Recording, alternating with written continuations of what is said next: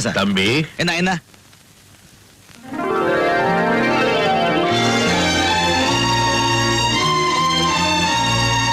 உன் பேர் என்னப்பா? ராஜா. உங்க அப்பா அம்மா உனக்கு நல்ல பேரா தான் வச்சிருக்காங்க. உன்னுடைய நல்ல குணத்துக்கு உண்மையிலேயே நீ ராஜா தான். போயிட்டோம்.